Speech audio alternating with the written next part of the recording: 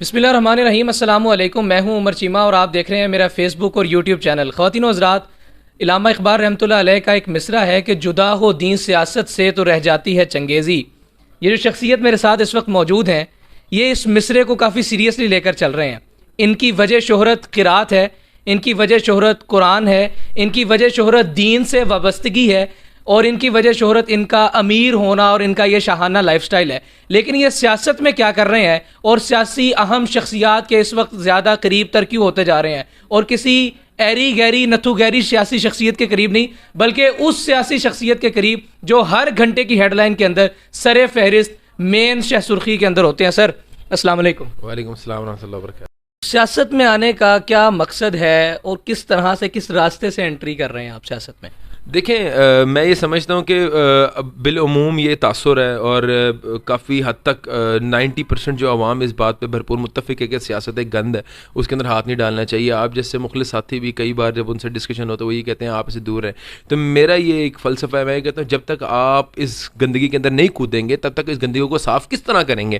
اور آپ جیسے یا ہم جیسے نوجوان جن کو اللہ تعالیٰ نے شعور دی ہے، جن کو اللہ تعالیٰ نے فہم و فراست دی ہے، جب تک ہم نہیں اس سسٹم کے اندر انٹر ہوں گے تو ہم کسی کی کس طرح اصلاح کر سکتے ہیں. اور ہمارے پاکستان کے اندر لیڈرشپ کا فقدان ہے. آج آپ معاشرے کے اندر دیکھیں، پاکستان کے اندر لیڈرشپ کی بہت بڑی کمی ہے.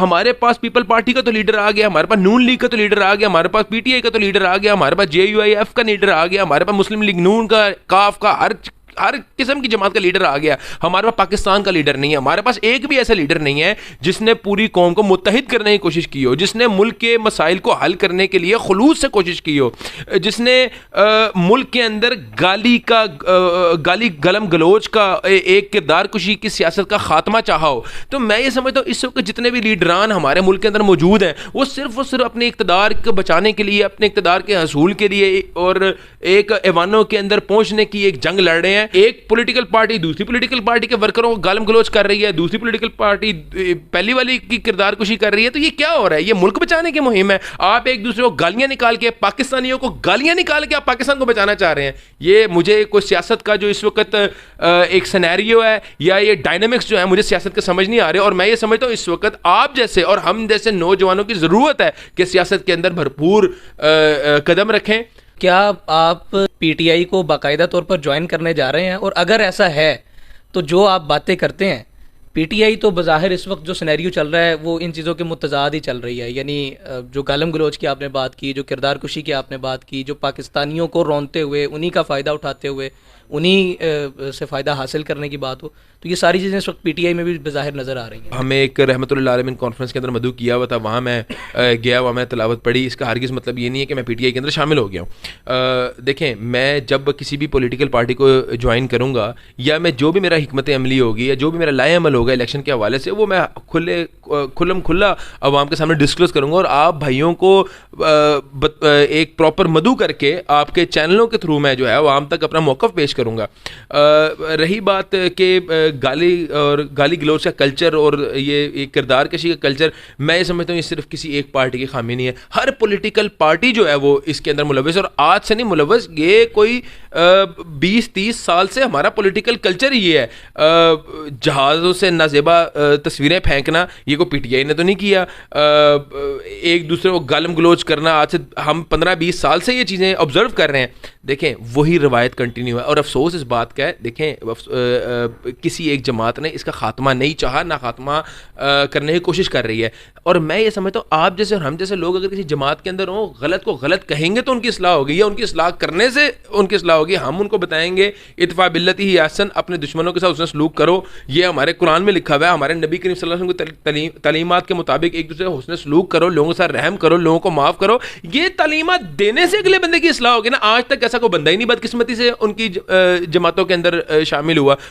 ہر وہ بندہ جس کے مقاصد اپنے کالے دھن کو سفید کرنا ہے، اپنے نیب کیسز کو ختم کرنا ہے، اپنے کاروبار کو فروغ دینا ہے، پیسہ بنانا ہے ایک غلط طریقے سے، وہی سیاست میں جا رہا ہے.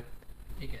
اچھا یہ بتائیے گا کہ آپ کے اوپر وہ تلاوت کرنے کی وجہ سے بعض حلقوں کی جانب سے تنقید بھی کی جا رہی ہے، وہ کیا تنقید کی جا رہی ہے، کیا اس کا رد؟ میں آپ کو بات بتاؤں، کوئی حلقہ نہیں تھا یہ، ایک سیاسی جماعت کا ایک چھوٹا سا ایک مذہبی ونگ تھا، اس کی وجہ سے ایک تنقید ہو رہی ہے اور ان کے کردار کس سے پوشیدہ نہیں ہے. تو میں کہتا ہوں کہ مجھے کوئی فرق نہیں پڑتا ان کی، اگر یہی میں ان کی من پسند جماعت کے کسی پروگرام میں شامل ہو جاتا تو یہی وہ لوگ ہوتے جو میرے لیے بڑے بڑے قصیدے پڑھ لیتے.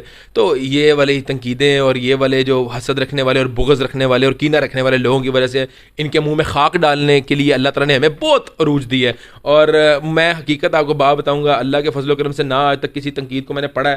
میں تو الحمدللہ وہ بندہ ہوں، میں سوشل میڈیا پہ کوئی پوسٹ ڈال کے نہ آج تک کمنٹ پڑھا ہے، نہ آج تک کمنٹ کے نیچے کبھی زندگی میں کمنٹ کیا ہے، نہ آج تک اس کا رد عمل دیا ہے. تو مجھے آپ سے پتہ لگ رہا ہے کوئی تنقید ہوئی ہے، میرے حساب سے تو ہر چیز بہتر ہے. الحمدللہ ہزاروں لاکھوں لوگوں نے مجھے اپریشیٹ کیا ہے اور الحمدللہ انہوں نے تعریف کی ہے، تو کوئی مسئلہ نہیں ہے. ہمارے کیا میں کسی یہودیوں کی محفل میں گیا تھا، کیا میں کوئی کسی انگریزوں کی ڈانس پارٹی میں گیا تھا؟ میں ایک رحمت اللہ عالمین کانفرنس میں گیا ہوں، میں نے تلاوت کی ہے، تلاوت کر کے میں واپس آ گیا ہوں، ختم بات ہے. میرا اتنا ہی کام تھا وہ میں نے کر دیا، اللہ کی سپرد ہے. اللہ تعالیٰ نے مجھے شہرت دی ہے قرآن کی تلاوت کی وجہ سے، اگلے بندوں نے میری عزت کی، اگلے بندوں نے ایک مجھے اپریشیٹ کرتے ہوئے انہوں نے اپنی ایک کانفرنس میں مدعو کیا، اور بطور میں سمجھتا ہوں مسلمان مجھے ان کی دعوت پہ جانا چاہیے تھا. میں گیا ہوں اور الحمدللہ اللہ کے فضل و کرم سے میرے مطابق تو ہر چیز درست ہے. اگر مستقبل میں آپ کو دوسری دیگر جو سیاسی جماعتیں ان کی جانب سے دعوت آتی ہے، کیا تب بھی آپ بطور مسلمان قبول کرتے ہوئے جائیں گے؟ میں بالکل، مجھے کوئی بھی سیاسی پارٹی اگر دعوت دے گی، قرآن پڑھنے کے لیے دعوت دے گی، میں ضرور جاؤں گا وہاں پہ، چاہے وہ کوئی بھی لیڈر ہو. مجھے اس طرح کی سیاستیں سمجھ بھی نہیں آتی، اور الحمدللہ ہم سیاست بھی کریں گے تو اپنے اصولوں کے مطابق کریں گے، نہ کہ ان کے اصولوں کے مطابق کریں گے. ہم سیاست اگر کریں گے اخلاقیات کے مطابق کریں گے، اور میں تو خود اس چیز کا قائل ہوں کہ ہمیں متحد ہونا ہے. تو میرا کس سے بغض نہیں ہے. میں کسی بندے کو، مجھے اگر کسی سے پولیٹیکل اختلاف بھی ہوگا، میں کبھی زندگی میں اس کو گالی نہیں نکالوں گا. میرا اگر کسی سے پولیٹیکل اختلاف ہوگا، میں کبھی زندگی میں اس کی کردار کشی نہیں کروں گا، چاہے وہ ملک کا کوئی بھی لیڈر ہو. مجھے آج میں آپ کے چینل کی توسط سے کہتا ہوں، مجھے اپنے تمام تر ملک کے لیڈران سے محبت ہے. کیوں محبت ہے؟ وہ پاکستانی بھائی ہیں وہ میرے مسلمان بھائی ہیں. مجھے اسلام نہیں سکھاتا ان کو گالیاں نکالنا، مجھے اسلام نہیں سکھاتا ان کی کردار کشی کرنا. مجھے اسلام اخلاقیات کے دائرے کے اندر رہنا جو ہے وہ سکھاتا ہے. اور میں یہ سمجھتا ہوں کہ بدترین مسلمان وہ ہے، بدترین مسلمان، یہ میرے نبی کریم صلی اللہ علیہ وسلم کی حدیث ہے، بدترین مسلمان وہ ہے جس کی زبان کے شر کی وجہ سے لوگ اسے ملنا چھوڑ دیں، جس کی زبان کے شر کی وجہ سے لوگ اسے بات کرنا چھوڑ دیں. تو میں کبھی زندگی کے اندر بدترین مسلمان نہیں بننا چاہوں گا. میں اپنے نبی کریم صلی اللہ علیہ وسلم کی شریعت کے مطابق اپنی زندگی کو گزارنا پسند کروں گا. جتنی میری کوشش، میں کوشش ضرور کروں گا. اور آپ کو اپنے اصولوں کے مطابقت رکھتی ہوئی پی ٹی آئی اس وقت لگ رہی ہے، چونکہ ظاہر ہے آپ کی متعدد پے در پے ملاقاتیں پی ٹی آئی سے ہو رہی ہیں. دیکھیں میں آپ کو بات بتاؤں، پی ٹی آئی کے ساتھ میری ملاقاتیں ہائی لائٹ ہوئی ہیں، ورنہ میری ہر سیاسی شخصیت سے ملاقات ہوتی ہے. میری جناب سعد رفیق صاحب سے بھی ملاقاتیں ہوئی ہیں، میری جناب پرویز الہی صاحب سے ملاقاتیں ہوئی ہیں، میری راجہ پرویز صاحب سے بھی ملاقاتیں ہوئی ہیں. اس میں یہ صرف ایک عمران خان صاحب کی ملاقات زیادہ ہائی لائٹ ہو جاتی ہے. اس کا یہ مطلب نہیں ہے کہ میں نے ان کے آگے بیعت کر لی ہے. دیکھیں مستقبل کے اندر میری آپشنز اوپن ہیں، جو مجھے سوٹ کرے گا میں اس کے ساتھ شامل بھی ہوں گا. میں نے یہ نہ چھپانا ہے، نہ میں نے آج تک کو بھی چھپایا ہے، اور اعلان ڈنکے کی چوٹ کے اوپر میں اعلان کروں گا کہ میں نے یہ پولیٹیکل پارٹی جوائن کی. آپ کو لگتا ہے کہ جتنی آئیڈیل سیاست کی آپ بات کر رہے ہیں، آپ کو ایسی کوئی مل جائے گی سیاسی جماعت؟ کیونکہ میرا تو نہیں خیال کہ ایسی کوئی سیاسی جماعت ہے جو آپ کی آئیڈیل سچویشن پہ پورا اترے. کہ میں نے آپ کو ہرگز یہ نہیں کہا کہ ایسی سیاسی جماعت ہو جو بالکل پرفیکٹ ہو. میں نے کہا کہ جہاں پہ میں سمجھوں گا کہ میں اپنے اصولوں کے مطابق سیاست کر سکتا ہوں، میں ان کے ساتھ مذاکرات کروں گا کہ میرے سے یہ کام ہے، میں یہ نہیں کر سکتا. میں اپنے کلمہ گو مسلمان کی کردار کشی نہیں کر سکتا، آپ اسے ایکسپیکٹ نہ کرنا. میں کسی کو گالی نہیں نکال سکتا، میں کبھی زندگی میں کسی کے اوپر جھوٹے بہتان نہیں لگا سکتا. اگر وہ مانیں گے میں ان کے ساتھ شمولیت اختیار کر لوں گا. میں نے تو اپنے اصولوں کی بات کی ہے کہ میں نے اپنے اصولوں کے مطابق سیاست کرنی ہے، ان کے اصولوں کے مطابق نہیں سیاست کرنی. ابھی چونکہ آپ آزاد ہیں، آپ نے کہا، تو اس لیے آپ سے میں سوال کر رہا ہوں، تمام جو ہائی لائٹڈ سیاسی جماعتیں ہیں ان کی کوئی ایک اچھی بات ذرا بتا دیں، ایکسکلوڈنگ پی ٹی آئی، کیونکہ پی ٹی آئی بادیوں نظر میں آپ اس کے ذرا قریب ہیں، اس کے علاوہ بتا دیں سب کی ایک اچھی بات کوئی تو ہوگی. دیکھیں میں سمجھتا ہوں کہ میں تو اس فلسفے پہ یقین نہیں رکھتا کہ کوئی بندہ یا کوئی جماعت پوری کلو شر یا کلو خیر ہو، ایسا تو نہیں ہو سکتا. تو ایک جو ہے وہ نون لیگ والوں کے نے بھی ایک، میں یہ سمجھتا ہوں کہ ایک ان کی بڑی، ان کے پاس ایک کمال کی فائنینشیل ٹیم ہے. جب اسحاق ڈار صاحب پہلے آئے تھے انہوں نے بڑا چیلنج کو ایکسیپٹ کیا تھا شیخ رشید صاحب کے, اور انہوں نے کہا تھا کہ میں ڈالر کو 100 سے نیچے لاؤں گا, اور اس وقت بھی جب وہ آئے ہیں تو آپ نے دیکھا کہ ڈالر ایک دم جو ہے وہ اسٹیبل ہونا شروع ہوا ہے اور مسلسل پچھلے 1.5 ہفتے سے وہ نیچے آئی جا رہا ہے. تو میں یہ سمجھتا ہوں ایک بڑی اچھی بات ہے. دیکھیں ہم نے ہر اس چیز کو اپریشیٹ کرنا ہے جو ہمارے ملک و قوم کے لیے بہتر ہے. تو میں یہ سمجھتا ہوں کہ یہ ایک بڑا اچھا ان کا اقدام ہے. حقیقت جو بات ہے میں سمجھتا ہوں بھٹو صاحب ایک بڑے دلیر آدمی تھے.